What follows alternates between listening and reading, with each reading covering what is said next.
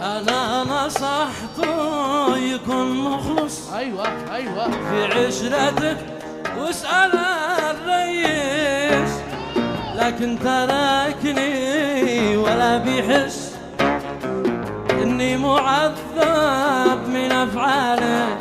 أنا نصحته يكون مخلص. أيوة في عشرتك واسأل الريس، لكن تركني ولا بيحس. أنا معذب